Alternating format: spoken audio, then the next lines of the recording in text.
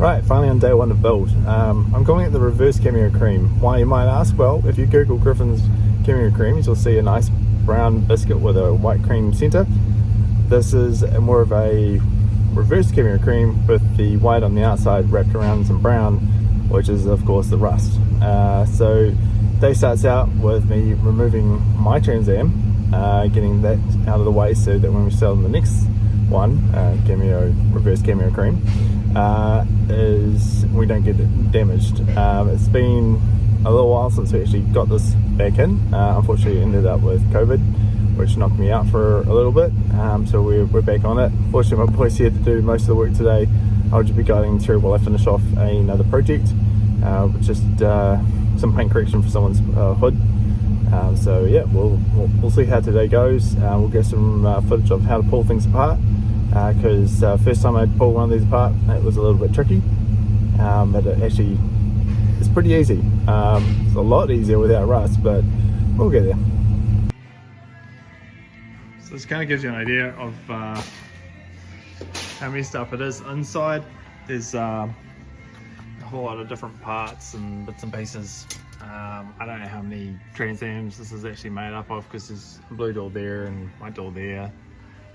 It was Cameo white car, but it did have blue interior, so I guess hopefully it's the original stuff.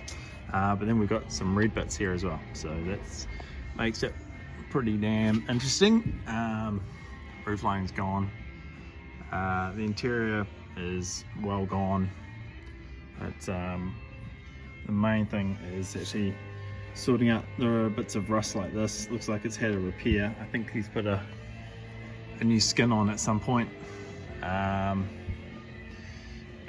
not done it well, so that's going to be a whole new guard, I'm guessing.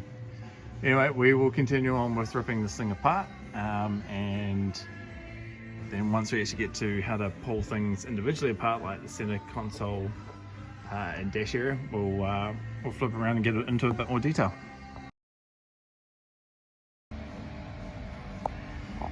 Cool, so most of the interior is now out. We're just finishing off the last few bits and pieces, but as you can see, as expected as well, she's pretty rough.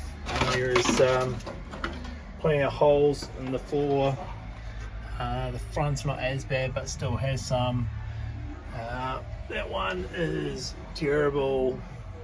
The back's bad, and the front left-hand corner is well and truly gone. So I thought we'd quickly show you how to take the console out. It's not too bad.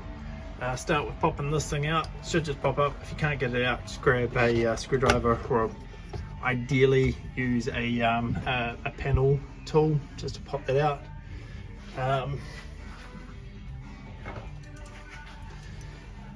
In here, there's a bolt up there, one down there. This will take this out, and then this has more screws sitting underneath it. If you don't have SAE, you're going to be in trouble, but this is a 932.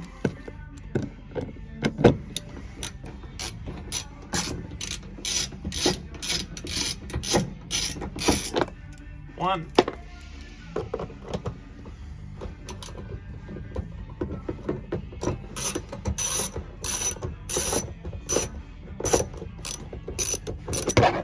Two. Go. That's out, and then the rest is just Phillips, so fairly easy. This one is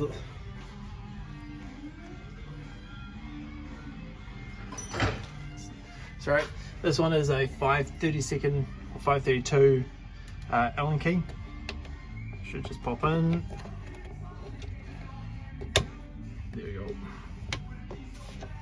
This one actually has the actual button. You end up having to pop it off, and it has a circlip to finish it off. So what you can do is actually just unscrew this, and then it will lift up. This is typically where you should have your parts bags to make sure you don't lose anything, so we will make sure we will quickly put one of those together for the center console. So that will come off, and then there's just a couple of bolts, and this one has a spider guarding the bolt, but that's okay. Typically there's one just up there and just one on the other side, but all reasonably easy to do. Once that's out, we'll show you the next steps. Cool. So we've mostly stripped out. We'll have to take the dash out different day. That is a bigger deal. We have to get all the steering wheel, everything else out.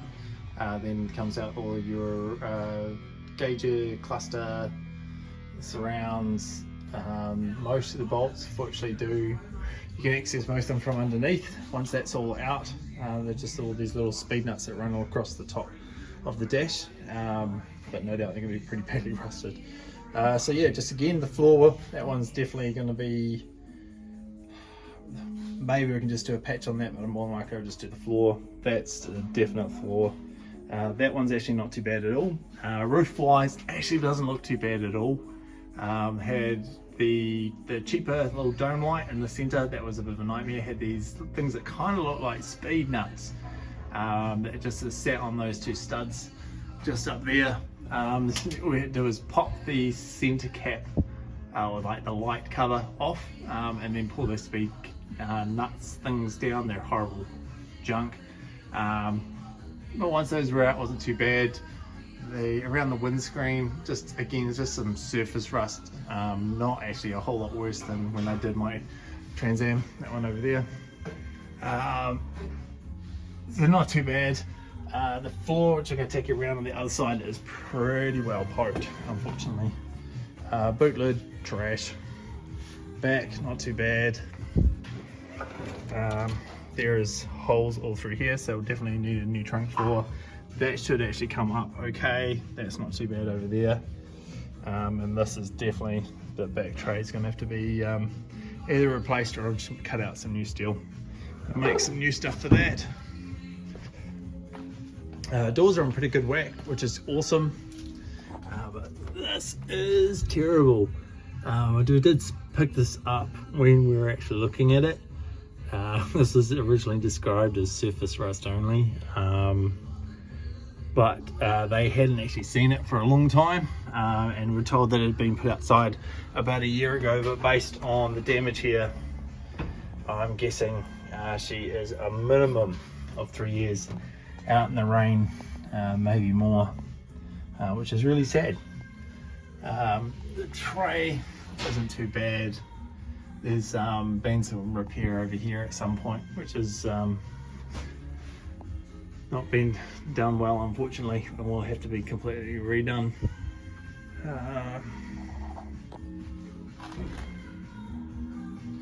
And we'll also be doing some replacement up in that little corner, because that shouldn't be having daylight through it. But it's only a small section, so it's not a major. Underneath, not too bad.